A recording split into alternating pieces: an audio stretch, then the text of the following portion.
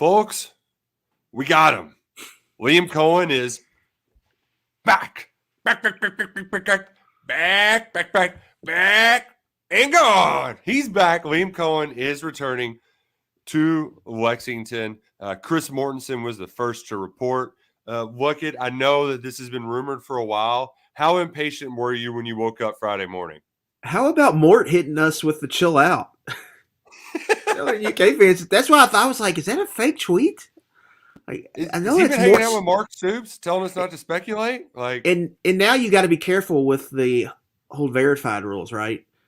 Anybody can be verified, so now you got to double check, triple check, quadruple check. So I was like, I didn't even know if it was real or not. I tweeted out, I think this is real. But yeah, the long search, Nick. These coaching searches, man, they're fun to follow from afar. But when you're in the nitty gritty, it's tough. It's very tough. Like a week seems like 3 months almost, and so we were just playing the waiting game the entire time. And looks like it's going to be wrapped up today. Now the question is, does he stay with the Rams, or is he in Lexington tomorrow? And that's what we're going to have to wait and find out. There's also this, this is a little inside baseball, but I wrote that post Sunday night at midnight. So it's kind of like you're just sitting there like, I'm done. I've been busy all week, but nothing's happening. I'm ready for something to happen.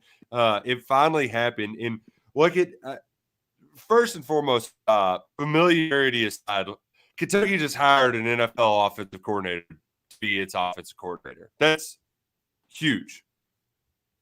Now, it's also timing. It had to be perfect timing for this reunion to be possible because you needed Skang to stink and you needed the Rams to stink. Both happened. Scangarello, because he was unable to adjust to the college level. And then Cohen, a lot of it, he had to have some bad injury luck, right? Stafford had the elbow issue. You had Cooper Kupp get a season ender. That O-line. Last night was the first time they started the same O-line combination for multiple games this year.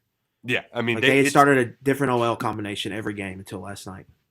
It's crazy. So they had to have some unusual circumstances to kind of go down for this to even be a potential possibility. And then we think it's possible, Luckett. At what point did you think it was real in this coaching search? Because early on, I was a little skeptical that this could happen because he is an NFL offensive coordinator. He just left less than, this was 10 months ago. Yeah, two things here. They got some breaks here, but they also got some bad breaks when he left. So to me, it just evened out. They got some really bad breaks, how he left. Now it's just evening out. When I thought it was real was when I saw his name on the South Carolina list. Your name doesn't get – usually on a lot of those hot board lists, you don't get on them unless people hear something. And I got the Chris Clark over at Gamecock Central kind of put him on the list. And it sounded like, to me, maybe his agent was putting his name out there.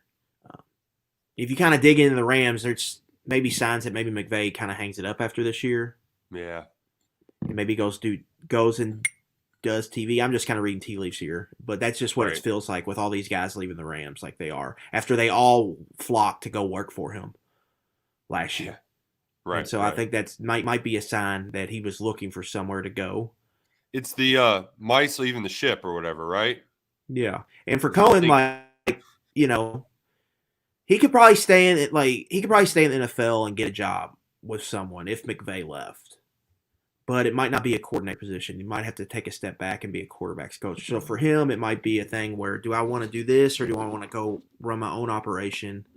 For a head coach I have experience with, a place I know, a place I've been successful at, a place I enjoyed my time. And so I think it just came down to that, and it was pretty simple. I think, Nick, there was some handshake agreements here. Oh yeah, there was definitely some my word is my bond on this, because this felt like a sham of a search, right? Like they knew it was going to be Cohen the entire time, and it was just getting to the point where they could hire him because there were loops to jump through here. And I got the sense last week when we hadn't, Rich is fired on Tuesday. We Yeah. get to the weekend, and basically the only name is Liam, and then Matt saying, well, there's other guys out there. It's like, if there's other guys out there, then we're getting the names leaked to us. Finally, on Tuesday, Gino Gadouli's name started getting leaked out, and it's like, okay, that wasn't going to be the guy. Like, that's when it was like, all right, now all that's left is essentially the window dressing. And you know what? There still might be window dressing, right? Like, we're still just working with Chris Mortensen's report. Anything becoming official, whatever. But those are bridges we can cross later. It's good to know that it always felt like this was going to happen, and now it's going to. Kentucky can move forward, right? And they're looking at transfer portal players, particularly quarterbacks. They know that this is the guy that's going to be their next head coach. High school recruits that are visiting this weekend. Recruiting your roster, right? Like Isaiah Cummings was a guy who tweeted out, only coach I'd play for. And you know what? That's a guy. Luckett. Speaking of writing stuff early, I had an Isaiah Cummings transfer portal piece ready that I'm glad I'm not going to have to use. And because he fit Liam Cohen. He did not. This year was the exact opposite of what happened last year. He was productive under Liam Cohen, and he can be successful in Liam Cohen's offense next fall.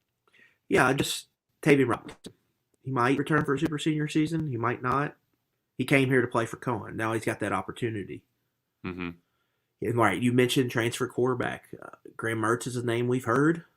There was a report from a random person, somebody in Alabama, saying he committed. It's kind of gone quiet on that last couple of days, so we'll see on that. But yeah, you just needed to have him in place and just be like, this is our guy, this is what we're doing. Yeah. And I think it gives the program some buzz here because Nick, I think there's rightful to maybe be worried here. If Kentucky's going to a pro style offense and they don't have an offensive line, right? Can you run this and be successful? But we also need to point out the obvious here. Cohen put together the best offense we've seen under Mark Stoops.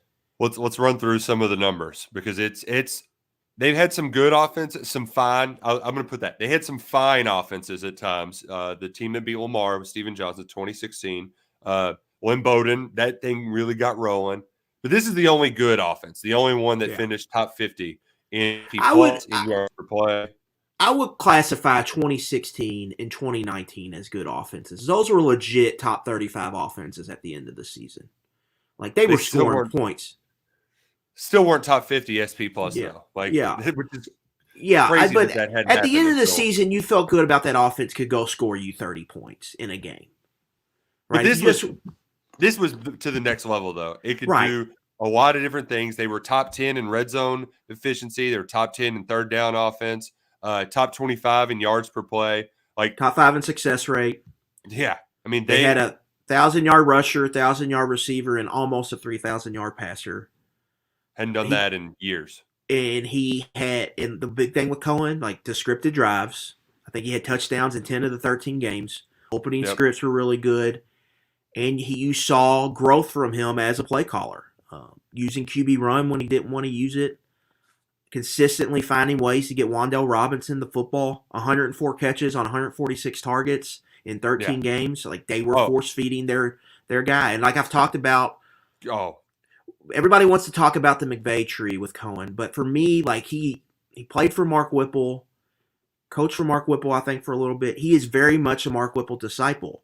And what that is, they have a player, and that son of a gun is getting the football. If they have a good receiver, that guy's getting the ball no matter what.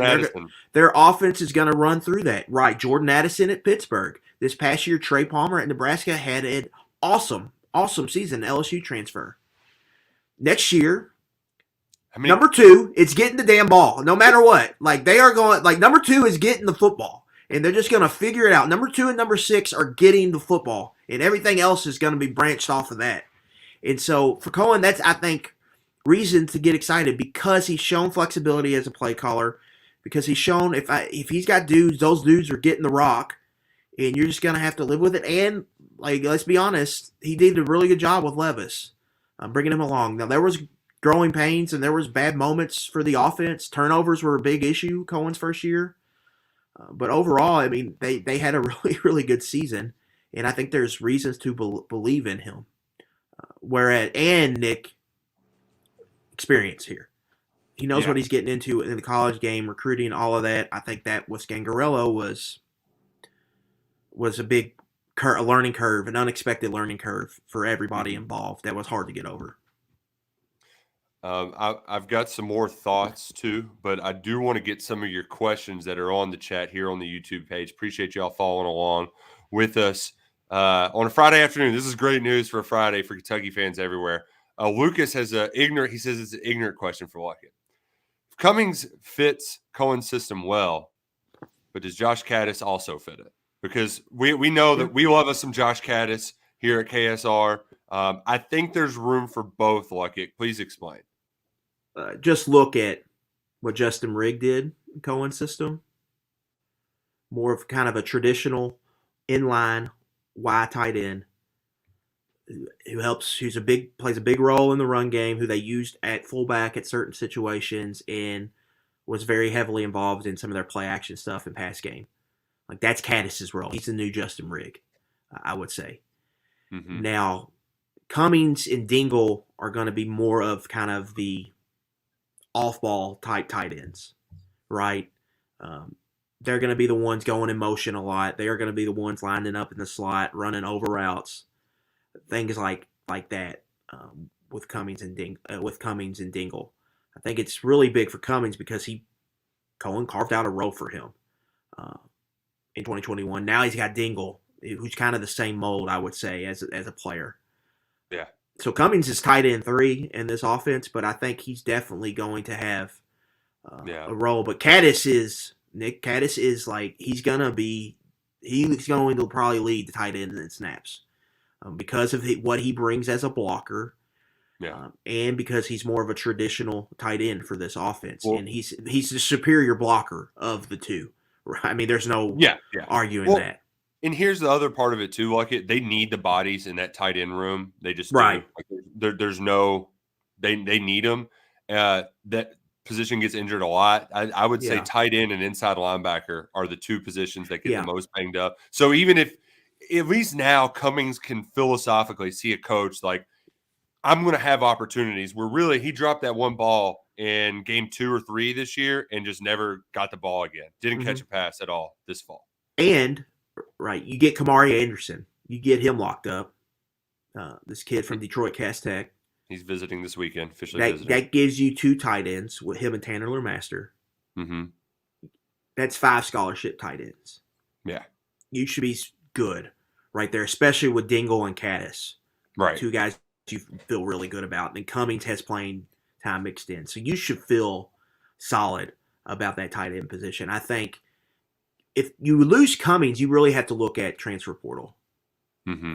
Eric All's a guy we've talked about for Michigan. He's visiting Iowa this weekend on official. That seems like a slam dunk for the Hawkeyes. Yeah. Following his quarterback, potentially Cade McNamara there. But that was going to be a position I think they were going to have to look hard at maybe after spring. Do we need a body here? Now I don't think you have to do it. I think you feel pretty good. Mm-hmm. And Caddis fits this offense. Like, he's going to be a fit here. He fits any offense because he's going to knock your block off, and he can do some of the easy things in the passing game, and he's got good hands. So yes, to answer the question, yes, Caddis can fit because he will knock your face in. Alex Pryor asks, what about Roland's tweet about this not being finalized on UK's end? Well, of course it's not finalized. There has to be some, like, this is the, like Justin, but there's a process, right? You have a newsbreaker, then you get together, you sign the contracts, and then you make it official. It's not official, but if Mort's reporting it, then it's inevitable. So that's why we're chatting with you all, you fine folks here today on the KSR YouTube channel, up to 750 folks. So really appreciate y'all. I know people are fired up to see Liam Cohen back. Let's turn our attention to the challenges that Cohen's going to have, because there's no denying that he is a good play caller. When I went and did research on offensive coordinators who have returned, it's because they were good play callers, right? They almost all of them had success, whether it was Cutcliffe going to and from Tennessee, Bobby 2.0, as bad as it was at the end, it was good for a while. Dan Mullen going back to Florida. Like these guys who come back, they come back because they're good. The dude Andy at Ludwig at Utah, who's just they're Andy just kicking Ludwig. ass out there. Yes, which you want to talk about. Would love for Kentucky to become the Utah of the SEC. Like that feels like the kind of what you're shooting for. But the big catch in all of that success is having the right quarterback. Getting the right quarterback is always the key. The first go around, he had Will Levis. This go around, he's got to pick and find the right guy. Who that guy is? Well, there's a lot of whispers that it's Graham Mertz. I have a feeling like there's some damaged goods there, but like that's the nature of the game when you're in the portal. Is Mertz? I trust Liam Cohen. Like he has some built up goodwill to where I can say, all right, go here. There's your keys. Go take care of it. The bigger mystery, though, is what you alluded to earlier, and that's the offensive line, because he had a consensus All-American on the offensive line last go-around, and Luke Fortner, best center maybe in college football that year. Yeah, exactly. So, like, that for me, I think, is the biggest challenge in the biggest difference between Liam Cohen 1.0 and Liam Cohen 2.0. Yeah, I think my biggest concern when looking at this next season is just what does the running game look like? What are we getting here? Is Zach Yenzer still here? We don't know yet. What are the transfers? Who's starting on the offensive line? How deep are they offensive line? Schematically, what is Cohen going to want to do? Again, with Cohen, like they strapped the wide zone, but they did a lot of good stuff in the running game. I mean, we saw a lot of run game variety for Cohen in 2021. And so you have to think they're going to figure something out there. But just what does it look like, Nick? You don't have Benny Snell and Chris Rodriguez aren't walking through that door, right? I mean, Kentucky's had one of those for 6 years, 6-7 years. You just don't have that now. See Quinshon Judkins at Ole Miss and see a bunch of different examples. Sometimes it's easy to find a true freshman that's a random 3-star that could come in and just be very good from the jump. Maybe Kentucky has. Maybe could be Cornish. Could be Wilcox. Could be Wilcox. Those guys are good. Ray Davis, Vanderbilt transfer, ran for 1,000 yards last year. If you kind of dig in, it was inefficient, but they gave him a lot of carries, and he had a couple good games. And he's a bigger back. So that's going to be an option. Jaton McClain has shown some things, but injuries have been an issue, and he's not the biggest guy. And so you're going to have a very committee approach. And so for me, when you look at Kentucky's personnel, this is going to have to be a more pass-centric offense next year. I don't think there's really getting any around that. Like we talked about, Barian Brown and Dane Key need the damn ball. Jordan Dingle needs to be heavily involved in the passing game. And so that's the big – and Tavian Robinson, if he comes back, he needs the ball in his hand. So that's the thing for me. What does it look like with Cohen? For Kentucky, I think it's going to have to look different. You're going to have to be able to throw the ball around the yard. You're going to have to be able to be willing to throw it up to 40 times or not. And we all know Mark Stoops wants balance and he wants to run the football. So, like, kind of balancing that is going to be important for them. And I just don't know it's hard for me to see maybe them being really good on the ground next year, I guess is what I'm getting at. And so you got to have a quarterback in here that can distribute the ball. Well, distribute it and handle a heavy workload. And by that I mean like make a lot of decisions because you're going to have to throw it a lot. And so that is kind of the question. And then I also get to, do they need to look at guys that have legs that can contribute in the run game as a quarterback? I think that could help a lot. We've talked about that all last year, right? And we talked about the adjustment with Cohen. If you go back to 11 personnel in October 2021, we were like, they need to run the quarterback. If they run the quarterback, it's going to open stuff up. And then Levis had 100 yards against LSU. And then they did that, and then they're pretty damn hard to stop at the end of the year. So I just this is not a shoe-in going to be a great offense next year. Like, he's got some work and stuff to do. They have some really intriguing pieces, but they've got some work and some stuff to figure out. And I'm just fascinated how it looks. And under Stoops, like, 4-minute offense has been a huge key to their success. They've been able to run the ball down their throats and down people's throats and churn out first downs. whether into the half, into the quarter, or you got a double-digit lead in the fourth quarter and you're just trying to milk clock.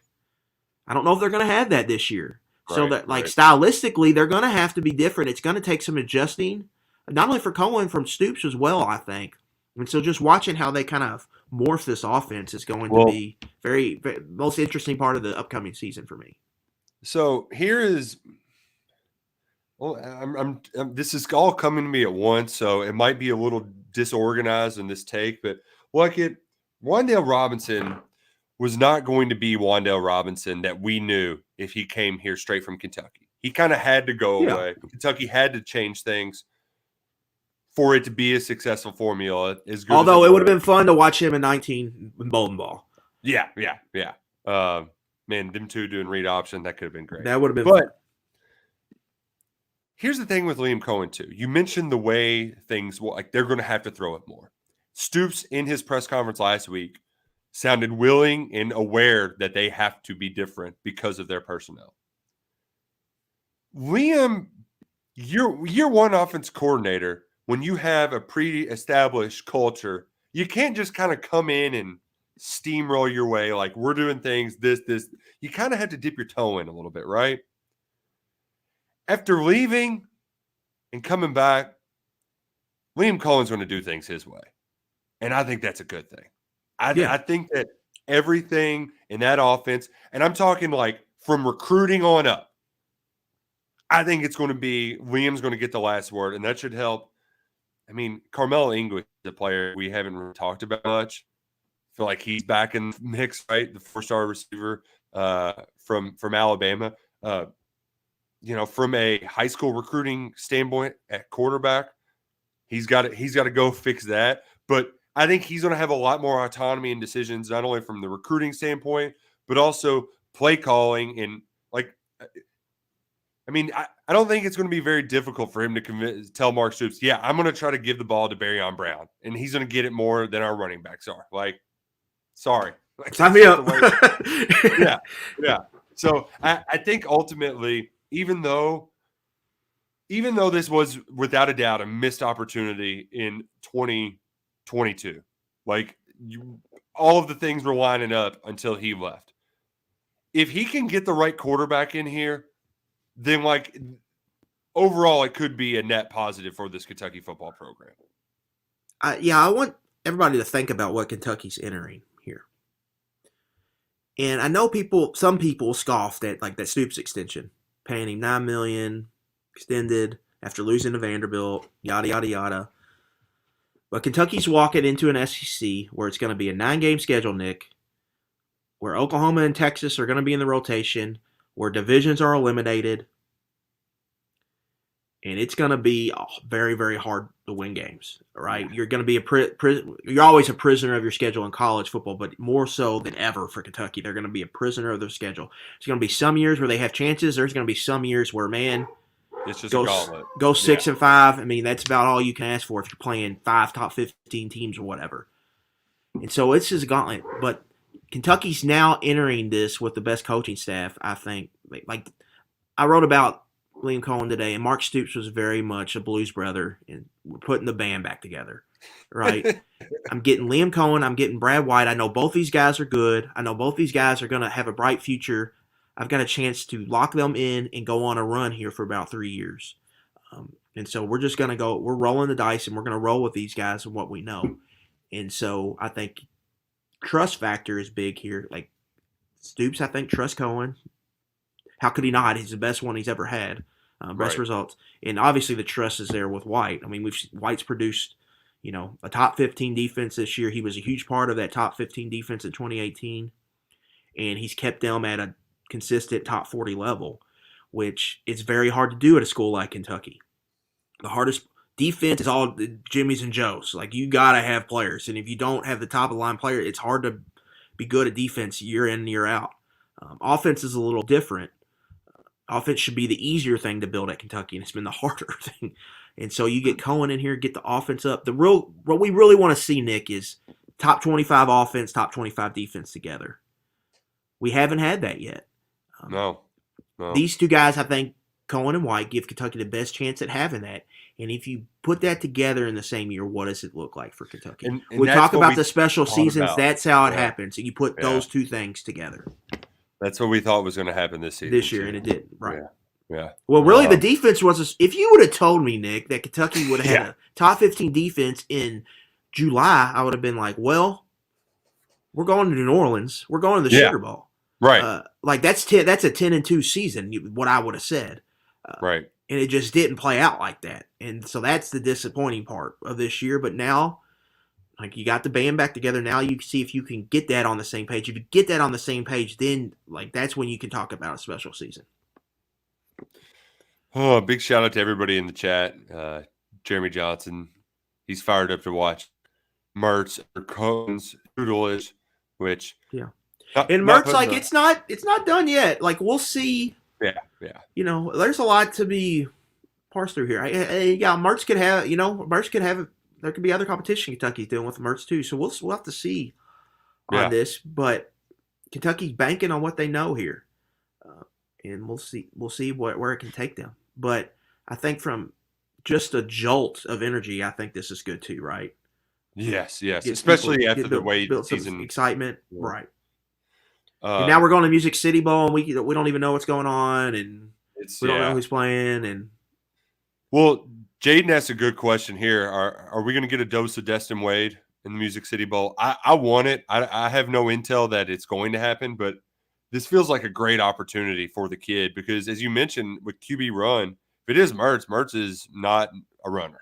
He's not a statue, but yeah, he's not going to, like, you roll the tape on Mertz. He can move around a little bit. He makes some good throws on rollouts, boots, but he's not a Levis runner. Like, he's not gonna.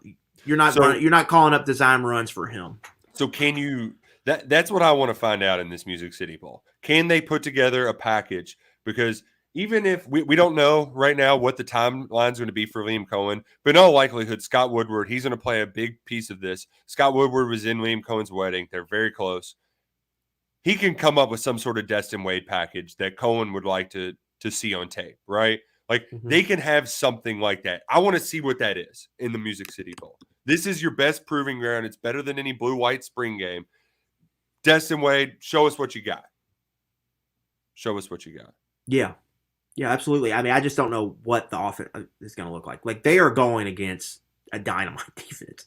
Jack Campbell just won the Nagurski Award, given to the best linebacker in college football.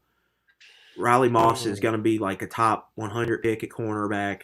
And he's coming with a vengeance after Wandale embarrassed him last year. Right. Right. They are just Cooper DeJean at kind of their nickel safety. I think he leads the country in interceptions or something. Like, they are awesome on defense. Yeah. And so that's going to be a tall task for Kentucky's offense. And so I don't know, like, a Wildcat QB run package I don't think is going to have a ton of success against the Iowa defense. We got to see it, though. We got to see it. So, and you look at the offense in general, Nick, like, it's all freshmen. Like, I mean, geez, it's freshman at quarterback. Which is Lavelle Wright is RB2. But good for when Liam gets here, right? Yeah. You got a lot of young guys to build around, right? So the future is bright. The future is bright. We appreciate all of y'all for tuning in all across the country. I've got somebody in North Carolina. We saw somebody in Louisville. Man, this is also too, like, you want to talk about a good time to get a little recruiting bump. You have Cincinnati kind of fall apart. Bring in Liam. Like, this is things are coming together, right? You know, this is Mark Stoops is putting the puzzle pieces together for an excellent offseason going into a 2023 season after a tough 2022. So, they needed a jolt, and they got it today. Search got a little wonky, it felt like at times, but it got done. Now it's really just, is he finishing the season with the Rams, or is he coming here? That's really what we're waiting on to find out, and waiting for UK to make it official. Well, I think that's about time for us to get out of here and write some more about Liam Cohen. The portal is going to be popping. I'm sure that's going to be looking for players there. Recruits visiting this weekend. A lot of stuff happening. Make sure you're tuned in, locked in Kentucky Sports Radio. throughout this entire offseason. We'll keep you up to date throughout the entire process. Big shout out to Trey for getting us live on YouTube today. Big shout out to all of you all for tuning in. For Adam Luckett, I'm Nick Roush. Liam Cohen is back. Woo! We did it.